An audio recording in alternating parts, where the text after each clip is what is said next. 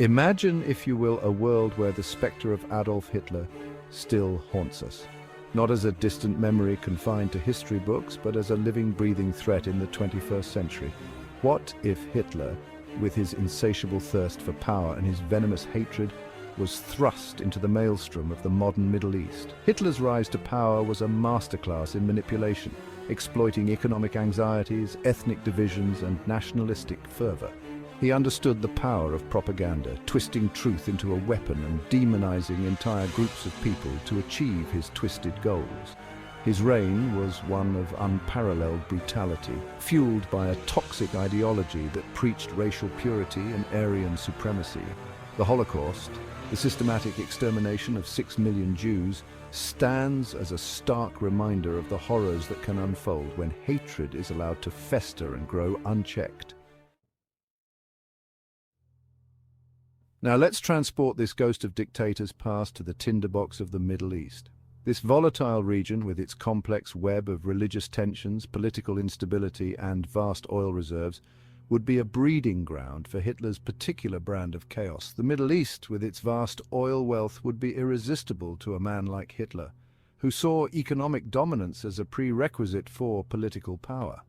He would undoubtedly seek to control these vital resources, using them as leverage to advance his geopolitical agenda and hold the world hostage to his ambitions. Imagine Hitler embroiled in the complex geopolitics of the region, forging alliances of convenience and exploiting existing conflicts to his advantage.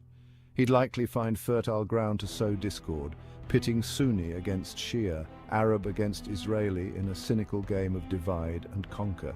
The Middle East, already grappling with numerous challenges, would be plunged further into chaos and conflict. The human cost of such a scenario is almost too horrific to contemplate. One of Hitler's most insidious tactics was his masterful exploitation of existing societal divisions in the already fractured landscape of the Middle East. His presence would be like throwing a lit match into a powder keg. The Sunni-Shia divide, a centuries-old schism within Islam, would be ripe for exploitation. Hitler, with his keen understanding of propaganda and manipulation, would likely portray himself as a champion of one group while demonizing the other. He'd stoke the flames of sectarian violence, turning communities against each other in a spiral of bloodshed. The Middle East is a tapestry of diverse cultures and identities, each with its own history and grievances. Hitler would undoubtedly exploit these differences, pitting groups against each other to weaken any resistance to his rule. Hitler's disdain for democracy was no secret. In the context of the Middle East, where authoritarian regimes and struggling democracies are common, his ideology would find fertile ground. He would likely find kindred spirits among the region's dictators and strongmen, men who share his disdain for dissent and his lust for absolute power. He might even forge alliances with them, offering his support in exchange for their loyalty and their resources. This unholy alliance would be a nightmare scenario for the people of the Middle East. Imagine a region where human rights are trampled, where freedom of speech is non-existent, and where any form of opposition is met with brutal repression. His influence would empower the worst elements in the region, emboldening dictators to further tighten their grip on power. Perhaps the most disturbing aspect of this thought experiment is how Hitler's virulent anti-Semitism would manifest in the context of the Israeli-Palestinian conflict. For Hitler, the very existence of Israel, a Jewish state in the heart of the Middle East, would be anathema. He would undoubtedly seek to destroy it, viewing it as a threat to his warped worldview and a barrier to his ambitions in the region. His rhetoric would be laced with the same venomous anti-Semitism that fueled the Holocaust.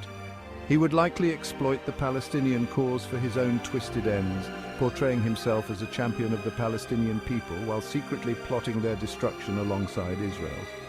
The Israeli-Palestinian conflict, already one of the most intractable in the world, would escalate to unimaginable levels of violence. The potential for a regional war, one that could draw in global powers, would be terrifyingly real. In his quest for power, Hitler was not averse to making deals with the devil, as his pact with Stalin demonstrated. In the Middle East today, he would likely find willing partners among those who share his hatred of the West and his desire to reshape the global order. Extremist groups with their own warped ideologies and thirst for violence would be drawn to Hitler's message of hate and division. He would likely exploit these groups, providing them with weapons, training, and a platform to spread their message of intolerance. Imagine a world where ISIS, emboldened by Hitler's support, carves out a caliphate across the Middle East, carrying out atrocities on an unimaginable scale. His presence would create a toxic alliance, uniting disparate groups under a banner of hatred and violence. The Middle East, already a region plagued by conflict, would descend further into chaos, becoming a breeding ground for terrorism and instability that would threaten global security.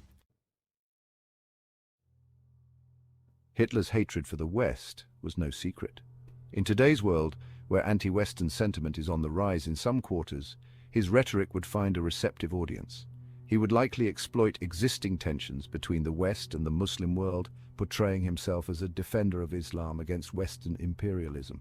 His propaganda machine would work overtime, churning out disinformation and conspiracy theories designed to sow discord and undermine trust in Western institutions. He would portray the West as a decadent, morally bankrupt force bent on exploiting the Middle East's resources and subjugating its people. Relations between the West and the Middle East, already strained, would deteriorate further. The potential for conflict, both military and ideological, would increase dramatically.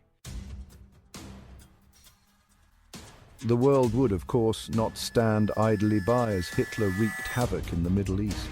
His actions would be met with international condemnation, sanctions, and likely military intervention. But the question is, would it be enough?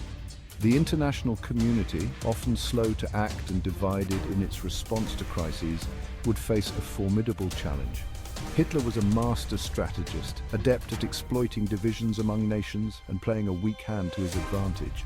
The world would be plunged into a new Cold War, one fought not just with weapons but with ideas. Hitler's toxic ideology, amplified by modern technology and social media, would spread like wildfire, finding fertile ground among those who feel disenfranchised and angry with the status quo. The very foundations of the international order, painstakingly built after the horrors of World War II, would be shaken to their core. History, as they say, doesn't repeat itself, but it often rhymes. This thought experiment, while unsettling, serves as a stark reminder of the fragility of peace and the enduring allure of extremist ideologies. The rise of populism, nationalism, and authoritarianism in various parts of the world today is a worrying trend. It suggests that the lessons of the past have not been fully learned, that the seeds of hatred and intolerance are still present, waiting for the right conditions to sprout. We must call out hatred and intolerance wherever we see it. We must defend the values of democracy, human rights, and the rule of law. And we must never forget the horrors that can unfold when extremism is allowed to flourish. Even if Hitler were to meet an untimely end, again, his toxic ideology would likely linger, poisoning the well of Middle Eastern politics for years to come. Ideas once unleashed are difficult to contain.